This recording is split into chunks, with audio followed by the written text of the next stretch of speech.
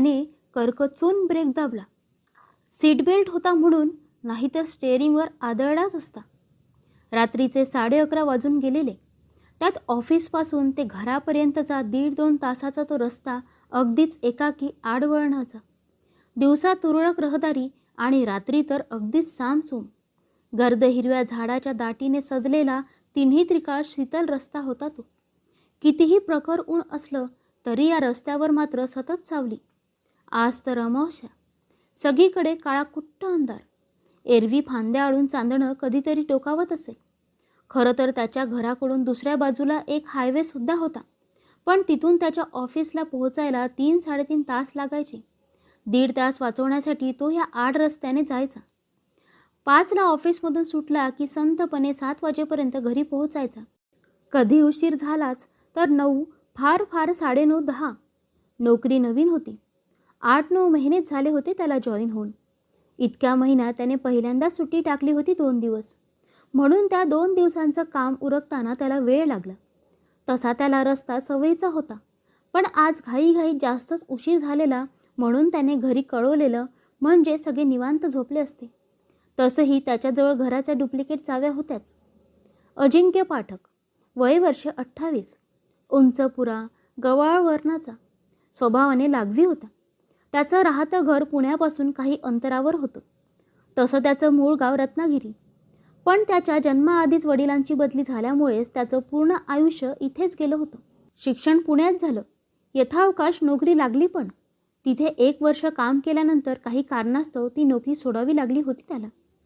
ही नवीन नोकरी लागल्यानंतर 3 महिन्यांनी स्थळ आलं त्याला अंजलीचं. अंजली बापट त्याला साजेशी होती. नाकी डोळे नीटसं, सगळ्यांशी मिळून मिसळून बोलणारी. तीही खाजगी कंपनीत जॉब करत होती. स्थळ आल्यानंतर दोघे भेटले, बोलून एकमेकांना जाणून घेतलं आणि दोघांनी होकार दिला. आणि काही दिवसात लग्नसुद्धा धूमधडाक्यात पार पडलं. अंजली त्याच्यासाठी लकी होती. लग्नाच्या 8व्या दिवशी त्याच्या हातात बढती मिळाल्याचं पत्र पडलं होतं. त्यामुळे त्याला तातडीने कामावर हजर राहावं लागलं होतं. आणि नवीन जबाबदारी असल्यामुळे अंजलीला बाहेर घेऊन जाण्याचं लांबणीवर पडलं होतं. त्यामुळे आज त्याने खास करून वेळ काढून सुट्टी टाकली होती. याविषयी त्याने अंजलीला काही सांगितलं नव्हतं. त्याला तिला सरप्राईज द्यायचं होतं आणि भराभर काम आटपून तो निघाला होता. गाडीत बसल्यापासून तो त्याच विचारात गुरफटला होता. आणि घरी अंजली आणि आईबाबा काळजी करत असतील म्हणून गाडीचा स्पीड थोडा वाढवला होता. आणि अचानक समोर काहीतरी असल्यामुळे त्याने ब्रेक मारला होता. गाडीसमोर एक मुलगी आली होती. तिने काचेवर टकटक केलं. अजिंक्यने काच खाली केली. गाडीतल्या उजेडात तिचा चेहरा अंधुकसा दिसला. ती कुठून तरी धावत आल्यासारखी वाटत होती आणि तिला धाप लागली होती. तरीही ती कशीबशी बोलली, दादा प्लीज प्लीज मला इथून घेऊन चला. ते मला सोडणार नाहीत, प्लीज. अजिंक्यने बाहेर नजर फिरवली, पण तिथे कोणी नव्हतं. पण तिची परिस्थिती पाहून विश्वास ठेवणं भाग होतं. आणि जरी कोणी दिसत नसलं तरी एका मुलीला अशा सुनसान ठिकाणी सोडून जाणं योग्य नव्हतं. म्हणून तो म्हणाला, हो ताई, या बसा. असं म्हणत त्याने दार उघडलं. ती पटकन येऊन बसली. अजिंक्यने गाडी सुरू केली. अजिंक्यने तिला आता नीट निहाळलं. गोरीपान, साधारण 5 फूट उंचीची लांब सडक केसांची, हातात पर्स, मनगटी, घड्याळ. तशी दिसायला सुंदर, पण आता पार अवतार झाला होता तिचा. केस विस्कटलेले होते. पूर्ण घामेजली होती. तिचा ऊर धापपत होता. कुर्ता आणि लेगिन्स असा पेहराव होता तिचा, पण तिचा कुर्ता छातीवर जरा ऑडली फाटला होता. त्यामुळे ती कशीबशी झाकण्याचा प्रयत्न करत होती. हे लक्षात येताच त्याने मागच्या सीटवरचा कोट तिला दिला. तिनेही तो निमूटपणे घातला आणि त्याने दिलेलं पाणी प्यायली. ती थोडीशी स्थिर झाली आणि तिने आपली छोटी पर्स मागच्या सीटवर ठेवली. तसं अजिंक्यने तिला विचारलं, ताई बरं वाटतंय का? हो, ती म्हणाली. मला सांगा, तुम्ही इतक्या रात्री अशा आड रस्त्यावर काय करत होता आणि कोण होतं तुमच्या मागे? अजिंक्य, त्याचं काय आहे ना, मी इथेच मेश्राम एंटरप्राइजेसमध्ये काम करते. आज मला निघायला उशीर झाला आणि लवकर पोहोचावं म्हणून मी हा शॉर्टकट घेतला, तर रस्त्यात माझी गाडी बंद पडली. म्हणून मी समोरून येणाऱ्या गाडीकडे लिफ्ट मागितली. त्यांनी गाडी थांबवली. मीही गाडी लॉक करून बाजूला पार्क केली आणि गाडीत बसले. ते दोघेजण होते. 40च्या आसपासचे असावेत. थोडं पुढे गेल्यावर अचानक त्यांनी गाडी थांबवली आणि मागचा दरवाजा उघडून अचानक आत आले. मला काही कळण्याआधीच पकडलं आणि मी पूर्ण प्रतिकार केला. त्यातच माझे कपडे फाटले. मला एकाची पकड जरा ढिली जाणवली म्हणून मी त्याला ढकलून पळत सुटले आणि तुमच्या गाडीसमोर आले. तिने घडलेला सगळा वृत्तांत सांगितला. ओके, रिलॅक्स व्हा ताई. माझ्यासोबत तुम्ही सेफ आहात. तुम्ही कुठे राहता म्हणजे मी तुम्हाला तुमच्या घरी ड्रॉप करेन. अजिंक्यने तिला धीर दिला. अजून 20 मिनिटांनी जो पहिला राईट लागेल तिथून वळून थोडं पुढे पोस्ट ऑफिसकडून 4थी बिल्डिंग क्षितिज अपार्टमेंट. अरेच्चा, म्हणजे ऑन द वे. तुमच्या घरापासून पुढे अर्ध्या तासात माझं घर. सुपरमार्केटच्या समोरची बिल्डिंग मैत्र अपार्टमेंट्स. कधी तिकडे चक्कर असली तर या घरी चहाला. या वाक्यावर दोघे हसले. ती खूप वेळाने हसत होती. आता ती बरीचशी सावरली होती. पुढे इकडच्या तिकडच्या गप्पा झाल्या. तिचं नाव कस्तुरी कामत होतं. तिच्या घरी तिचे आई, बाबा आणि लहान भाऊ किरण असल्याचं समजलं. तो कॉलेजमध्ये शिकत होता. बाबा नुकतेच बँकेतून रिटायर्ड झाले होते आणि आई घरीच असायची आणि ही डिग्री पूर्ण करून आताशी नोकरीला लागली होती. कामाचं ठिकाण दूरचं म्हणून बाबांनी गाडी घेतलेली. त्यानेही आपल्या घरच्यांविषयी सांगितलं. तेवढ्यात तिने गाडी थांबवायला सांगितली. थांबा दादा, मी उतरते इथेच. अहो पण ताई, तुमचं घर तर पुढे आहे ना? अजिंक्यने विचारलं. हो, पण इथे शेजारच्या मैत्रिणीकडून ड्रेसची पिशवी आणायची होती. तिने गॅलरीच्या खुर्चीत ठेवली असेल. पावसाने भिजेल त्यामुळे आत्ताच घरी घेऊन जाते. थँक्यू हां. असं म्हणून ती उतरली सुद्धा. अजिंक्यने तिला बाय केलं आणि मागच्या सीटवरची पाण्याची बाटली घ्यायला मागे वळला. तिथे तिची छोटी बॅग होती. त्याने पटकन ती बॅग उचलली आणि तो खाली उतरला आणि ती गेल्या दिशेला पाहून हाक मारू लागला. पण त्याला काही प्रतिसाद मिळाला नाही म्हणून तो चालत मागे गेला. पण तिथल्या घरांसमोर अंधारच दिसत होता. ती एवढ्या लवकर कुठे गायब झाली असेल हेच त्याला कळेना. पण मग पाठीमागून एखादी वाट असेल, तिथून गेली असेल असा अंदाज बांधून तो पुढे आला आणि त्याने तिची बिल्डिंग गाठली. तिथला वॉचमॅन पेंगत होता. सगळं वातावरण अगदी सामसूम होतं. तिथे कोणी आल्या गेल्याच्या खुणासुद्धा नव्हत्या. ती गाडीतून उतरून अवघी काही मिनिटं लोटली होती तरीही एवढ्या वेगाने ती कशी कुठे गेली हा विचार करतच त्याला सोसायटीची सदस्य यादी असलेला फलक दिसला. त्यावर सुदैवाने त्यांच्या नावापुढे फ्लॅट नंबर दिले होते. त्याने केदार कामत नाव असलेल्या गृहस्थांचा फ्लॅट नंबर पाहिला. तिथे त्या आडनावाचे एकच गृहस्थ होते. ते कदाचित कस्तुरीचे बाबा असावेत असं त्याला वाटलं. बी विंग 3रा मजला, फ्लॅट नंबर 303 असा तिचा पत्ता होता. एवढ्या रात्री लिफ्ट नको म्हणून तो पायऱ्या चढून वर गेला. तिथेही फक्त कॉरिडॉरचे दिवे जळत होते. पण एवढ्यात कोणी आल्याची काहीच हालचाल जाणवत नव्हतं. सुरुवातीला तो थोडा वेळ दाराबाहेर घुटमळला. पण घड्याळात पाहिलं 1 वाजत आला होता म्हणून घाई केली आणि दाराची बेल वाजवली.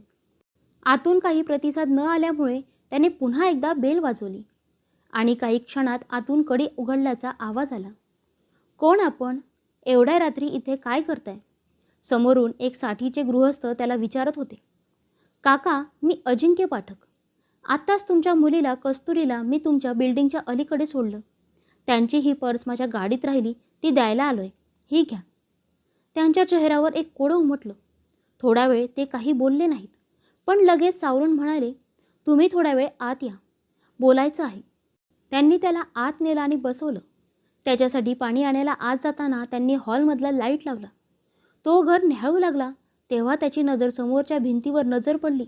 तिथे कस्तुरीचा फोटो होता आणि त्याला चंदनाचा हार घातलेला होता. ते पाहून तो क्षणभर थबकलाच. त्यांनी पाण्याचा ग्लास समोर धरला. हे घ्या, गरज आहे तुम्हाला, ते म्हणाले. त्याने तो ग्लास घेतला आणि क्षणात रिकामा केला. तो धक्काच तसा जबर होता. तो थोडासा स्थिरावल्यावर त्यांनी बोलायला सुरुवात केली. अजिंक्य, मी केदार कामत. ही माझी मुलगी कस्तुरी. 2 वर्षांपूर्वी तिचं ग्रॅज्युएशन पूर्ण झालं. लगेचच चांगली नोकरीही लागली. आम्ही सगळे खुश होतो. फक्त तिला प्रवास जरासा झेपत नव्हता. कधी बस, टॅक्सी, रिक्षा असं करता करता जीव मेटाकुटीला यायचा तिचा. म्हणून आम्ही तिला सरप्राईज द्यायचं ठरवलं. तिचा पहिला पगार तिने माझ्या हातात ठेवला आणि मी तिच्या हातावर नवीन गाडीची किल्ली. काय खुश झाली होती पोर त्या दिवशी. लवकरच लायसन्स वगैरेच्या फॉर्मॅलिटीज पार पडल्या आणि ती गाडी घेऊन जाऊ लागली. घरी लवकर येता यावं म्हणून ती नेहमी तो भामीन फाट्यावरचा सामसूम रस्ता घ्यायची. ती घरी पोहोचेपर्यंत माझ्या मनात नेहमी धाकधूक असायची. पण 7 वाजेपर्यंत ती घरी पोहोचायची. तोपर्यंत तसा उजेड आणि थोडीफार रहदारी तिथं असायची, म्हणून काळजी थोडी कमी होती. शेवटी तो काळा दिवस उगवलाच. त्या दिवशी अमावस्या होती. ती नेहमीप्रमाणे बाहेर पडली. दिवस रोजच्यासारखाच गेला आणि चोर पावलांनी त्या काळ रात्रीने आमच्या सर्वांच्या आयुष्यात शिरकाव केला. संध्याकाळी तिचा मला मेसेज आला की तिला उशीर होईल, म्हणून आम्ही निवांत होतो. पण 10 वाजत आले तरी ती घरी पोहोचली नव्हती. फोन लागत नव्हता. पोरीला काय झालं ते कळायला मार्ग नव्हता. शेवटी मी सोसायटीतल्या मित्राला घेऊन तिच्या कामाच्या ठिकाणी जायचं ठरवलं आणि घराबाहेर पडण्याच्या तयारीतच होतो की दारावरची बेल वाजली. मी दार उघडलं आणि पाय जागेवरच गोठले. समोर पोलीस होते. पुढे तर त्यांचे शब्द ऐकून त्राणच गेला अंगातला. ते म्हणाले, "नमस्कार साहेब, मी सब इन्स्पेक्टर श्रीकांत शिंदे. आम्हाला कोणीतरी फोन केला की भामीन फाट्यावर एक स्कूटी रस्त्याच्या कडेला लावलेली आहे आणि तिथून काही अंतरावर एक मुलगी अत्यवस्थ स्थितीत पडली आहे. आम्ही तिथे गेलो तेव्हा ती शुद्धीवर नव्हती, पण तिच्याजवळ सापडलेल्या पर्समधून हा पत्ता मिळाला. तिला हॉस्पिटलमध्ये दाखल केले. काही वेळापूर्वी तिला शुद्ध आली. तेव्हापासून तिने तुमच्या नावाचा धोशा लावला आहे. ती अजून कोणत्याही गोष्टीला प्रतिसाद देत नाहीये. तुम्हाला माझ्यासोबत हॉस्पिटलमध्ये यावं लागेल." हे ऐकून मी उभ्या जागीच मटकन खाली बसलो. "मी तुमची स्थिती समजू शकतो सर, पण वेळ कमी आहे आपल्याजवळ. प्लीज लवकर चला," असं म्हणत त्यांनी मला उठवलं. मी ग्लासभर पाणी प्यायलो आणि त्यांच्यासोबत हॉस्पिटलमध्ये गेलो. त्या तिथे ICUमध्ये माझ्या काळजाचा तुकडा, माझी कस्तुरी नळ्या सुयांमध्ये गुरफटून जीवनमरणाशी झुंजत होती. मी डॉक्टरांच्या परवानगीने आत गेलो. मी तिच्या डोक्यावर हात ठेवला. तिने मोठ्या कष्टाने डोळे उघडले. त्या डोळ्यांमध्ये करुणा ओसंडून वाहत होती. "बाबा, माझं काय चुकलं होतं? त्या नराधमांनी मला फाडून खाल्लं." तिच्या या प्रश्नावर मी निरुत्तर होतो. "बाळा, तू आता काहीही विचार करू नकोस बरं. शांत पडून राहा. तुला लवकर बरं व्हायचंय." मी तिला समजवण्याचा केविलवाणा प्रयत्न करत होतो. "नाही बाबा, माझ्याकडे खूप वेळ कमी आहे, पण मी त्यांना आणि त्यांच्यासारख्या सैतानांना सोडणार नाही. मी बदला जरूर घेईन. येते बाबा," म्हणत तिने माझ्या कुशीत प्राण सोडला आणि मी काहीही करू शकलो नाही. ते नराधम पुराव्याअभावी मोकाट सुटले होते, पण मला राहून राहून तिचे ते शब्द आठवत होते. "मी बदला घेईन. मी त्यांना आणि त्यांच्यासारख्या सैतानांना सोडणार नाही." एवढं बोलून ते उसासा घेत थोडा वेळ थांबले आणि पुढे सांगू लागले, "तिच्या मृत्यूनंतर आमच्या घरावर जणू अवकाळा पसरली होती, पण तिच्या क्रियाकर्मावेळी दिवस कार्य करताना तिच्या पिंडाला कावळा शिवला नव्हता. खूप विनवण्या केल्या, शपथा घातल्या, तरी शेवटपर्यंत ती आलीच नाही. तेव्हा गुरुजी सांगून गेले होते, महिन्याच्या दर अमावस्येला तिच्या नावाने जवळच्या पिंपळाच्या पारावर दिवा लावत जा. ती अकस्मात गेली आहे. तिच्या आत्म्याला मुक्तीचा मार्ग लवकरात लवकर मिळावा म्हणून ही तजवीज. तो मार्ग ज्या दिवशी मिळेल तेव्हा तुम्हाला संकेत नक्की मिळेल आणि तेव्हा तुम्ही दिवा लावणं थांबवू शकता." त्यानंतर सुरू झाली मालिका बदल्याची. ती गेल्यानंतर पहिल्या अमावस्येला आम्ही दिवा लावला आणि मागे फिरलो. फाटकातून आत येताना सहज तिकडे नजर गेली तर दिवा विझला होता. वाटलं वाऱ्याने विझला असेल म्हणून पुन्हा लावून आलो तर पुन्हा तेच. मग मात्र दुर्लक्ष करून आत आलो. पण का कोण जाणे, मनाला चुटपूट लागून राहिली होती. आणि सकाळी उठलो तेव्हा वर्तमानपत्रात बातमी वाचली, भामीन फाट्यावर अमुक अमुक गाडीला भीषण अपघातात अमुक अमुक जागीच ठार झाला. उगाच मला दिव्याची आठवण झाली. पण मग मी मनाला समजावलं की कदाचित योगायोग असावा. पण मग हे पुढे सुरूच राहिलं. दर अमावस्येला इथे दिवा विझायचा आणि तिथे कुणाचा तरी बळी ठरलेलाच असायचा. कालांतराने लोक तिथे भुताडकी असल्याचं बोलू लागले. पोलिसांनीही शोध घेण्याचा प्रयत्न केला, पण तिथे त्यांना संशयास्पद असे काही आढळले नाही. दरवेळी गाडीचा ब्रेक फेल असायचा, ड्रायव्हरचं गाडीवरचं नियंत्रण सुटलेलं असायचं, तर कोणी अचानक हार्ट अटॅकने गेलेला म्हणजे सगळं नैसर्गिकच. अनैसर्गिक असं काहीच वाटत नव्हतं तिथे. तरी लोक बोलायची, कोणी मुलगी मदतीसाठी गाडी थांबवते आणि जो गाडी थांबवतो तो संपतो. पण तिथे नेमकं काय घडायचं आजवर कुणालाच कळलं नाही. पण मग आजही अमावस्याच आणि तुमच्या म्हणण्यानुसार जर तुम्हाला कस्तुरी भेटली तर तुम्ही जिवंत कसे, असं म्हणत ते विचारात पडले. कदाचित त्याचं उत्तर या बॅगमध्ये असेल, असं म्हणत अजिंक्यने ती बॅग उघडली आणि त्यात एक पत्र होतं. त्याने ते उघडलं आणि वाचायला सुरुवात केली. "प्रिय अजिंक्य दादा, मी कस्तुरी. तुम्ही आता बाबांकडून जे ऐकलंय ते खरं आहे. मी आज जिवंत नाही. आपण भेटलो आणि एक दुष्टचक्र संपलं. त्या दिवशी त्या नराधमांच्या तावडीत धडपडत असताना जीवांच्या आकांताने मदतीसाठी ओरडत होते, पण कोणीही आलं नाही, नव्हे थांबलं नाही. त्यावेळी जेव्हा माझा प्राण डोळ्यात उतरला होता, पण कोणीही साधी बघण्याचीही तसदी घेतली नाही. मला त्या नराधमांनी फाडली, माझी काहीच चूक नसताना, आणि माझी शुद्ध हरपली. जेव्हा मी डोळे उघडले तेव्हा समोर बाबा होते, पण माझ्याकडे वेळ कमी होता आणि माझ्या मनात सुडाची भावना निर्माण झाली होती. मी जीव सोडते वेळी ती तशीच राहिली, त्यामुळे मी प्राण सोडल्यावरही भटकत राहिली. पण सुडाने तळमळताना माझा आत्मा दर अमावस्येला सूड उगवत राहिला. मी मदतीला म्हणून गाडी थांबवायचे आणि हमखास माणसामधला सैतान जागा व्हायचा आणि मी त्याचा जीव घ्यायचे. मला एक नराधम संपवल्याचं समाधान मिळायचं. पण आज मात्र तुम्ही भेटलात. तुमच्या परोपकारी वृत्तीमुळे माझ्याकडून तुम्हाला काही इजा झाली नाही. तुम्ही खरोखर माझ्याकडे बहिणीच्या नजरेने पाहिलत, शक्य तितकी मदत केलीत. भांबावलेल्या जीवाला मायेचा आधार दिला. माझा सूड संपला आणि मी त्या भटकंतीतून मुक्त झाले. मला मुक्ती मिळाली. गेली 2 वर्ष हा मृत्यूतांडव सुरू होता, जो आज तुमच्या सद्विवेक बुद्धीमुळे संपुष्टात आला. माझ्या नव्या प्रवासाला तुमच्या चांगल्या वृत्तीमुळे सुरुवात झाली. त्याबद्दल मनापासून तुमचे आभार. बाबा, मला न्याय मिळाला. या जन्मात मुलगी म्हणून तुमचे ऋण फेडू शकली नाही, पण पुढच्या जन्मी ते फेडण्यासाठी नक्की परत तुमच्या पोटी जन्म घेईन. तोवर काळजी घ्या स्वतःची, आईची आणि किरणची. येते मी, तुमचीच कस्तुरी. खरं तर यावर विश्वास ठेवणं जड जात होतं, पण पत्ररूपी पुरावा समोर होता आणि त्यातून सगळ्या गोष्टींचा उलगडा झाला होता. थोड्या वेळ ते दोघे शांत होते, पण वेळ लक्षात घेता अजिंक्य तिच्या बाबांचा निरोप घेत जायला उठला. तेही त्याला सोडायला खाली फाटकांपर्यंत आले. अजिंक्य निघाला तसे ते जायला वळले तेव्हा त्यांना पारावरचा दिवा तेवताना दिसला. त्याला पाहून त्यांनी त्याला मनोभावे हात जोडले. त्यांच्या निरागस मुलीचा चेहरा एक क्षण त्यांच्या नजरेसमोर तरळला आणि ते घरात आले तेव्हा त्यांनी कस्तुरीच्या फोटोकडे पाहिलं. त्यांना मनोमन आज ती समाधानाने स्मितहास्य करत आहे असं वाटलं. तेही प्रसन्न मनाने झोपायला गेले. या घटनेला आता वर्ष लोटलं होतं, पण अजिंक्यचं कस्तुरीच्या घरी येणं जाणं कायम राहिलं. त्यांच्यात छान सलोख्याचे संबंध निर्माण झाले. रात्रीचे 12 वाजल्याचे टोले घड्याळात पडले आणि कोजागिरी पौर्णिमेला सुरुवात झाली. अजिंक्य अस्वस्थ होऊन हॉस्पिटलच्या वरांड्यात येरझारा घालत होता.